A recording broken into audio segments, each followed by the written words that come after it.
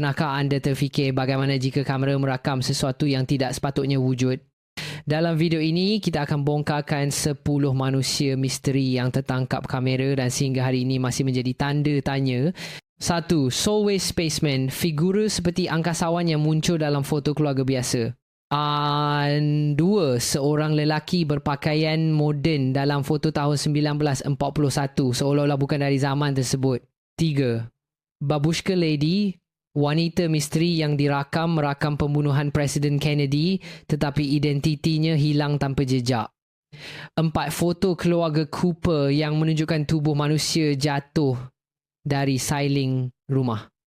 5. Wajah Freddie Jackson, seorang juruterbang yang telah meninggal muncul semula dalam foto skuadron tenteranya. 6.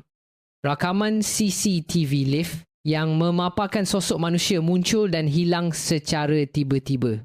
7. Wanita dalam rakaman lift Hotel Cecil yang berkelakuan pelik sebelum ditemui mati. 8.